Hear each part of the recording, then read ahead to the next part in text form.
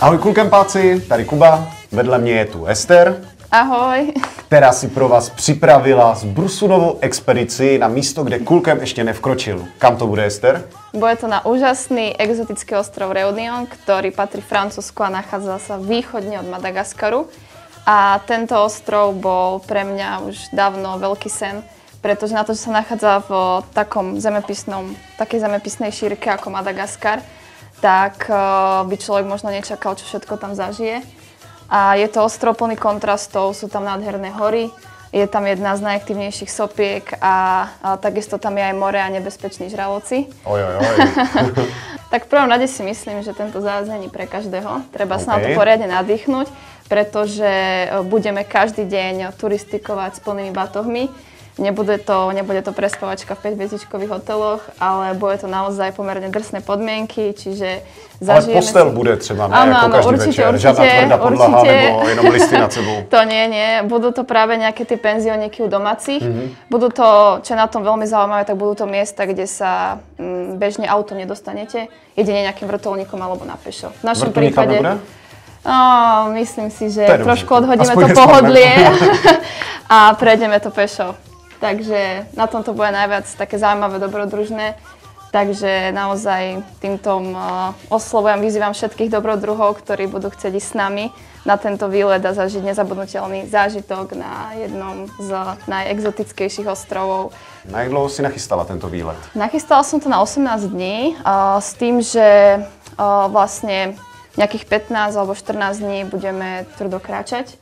A tie posledné 4 dní som zvolila také oddychové. Vyberieme nejaké bezpečné pláže, pretože v tom Reunione je to veľmi nebezpečné, hlavne vzhľadom k tým žralokov.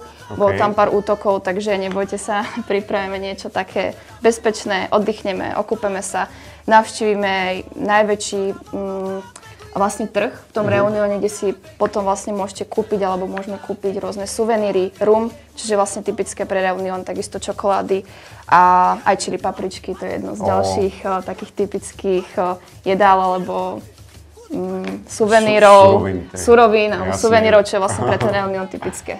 No a když si teda vrátíme k té samotné etapě, jak budeme procházet ty hory. Co tam vlastně ten dobrodruh, který s tebou pojede, uvidí? Budú tam vodopády, ale dúfame, že nám vyjde dobré počasíčko. Bude to naozaj veľká romantika, exotika, nádherná príroda. Človek načerpá vlastne tú energiu z tých pralesov dažďových a celý ten Reunion je vlastne pokrytý stromami, trávou, proste tou zeleňou, všetko to, čo ja teda osobne milujem.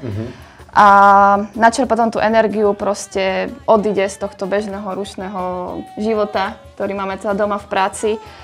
Tak Ester, důležitá otázka. Pro koho je tady tenhle ten výlet? Předpokládám, že pro lidi v žabkách asi úplně ne, že? No tak v žabkách doporučujem len na vlastné riziko a potom možno s tým vrtuľníkom, čo si spomínal. A tento zájazd je naozaj pre niekoho, ktorý má už čo to odchodenie, nielen nejaké 15-minútové prechádzky po meste. Takže treba sa na to poriadne nadýchnuť. Takže Alpy, Tatry ako určite, základ, jo? Jednoznačne, keďže budeme chodiť nejakých 10 až 15 km denne, budeme chodiť s ťažkými batohmi, žiadne kufriky a jednoducho všetky veci budeme mať vzadu na chrbte. Treba sa pripraviť aj na to, že budeme spávať u domácich, čiže nebudú to žiadne 5-hviezdičkové hotely a bohužiaľ asi nie ani penzióny.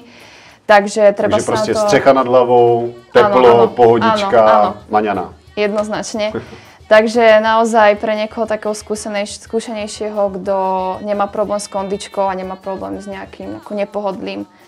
Takže tak, ale jednoznačne si to ideme užiť, pôjdeme si to užiť a bude to naozaj dobrodružstvo, možno niečo iné, než čo zažijeme tuto bežne v tých Tatrách alebo v Alpách. To je jasné.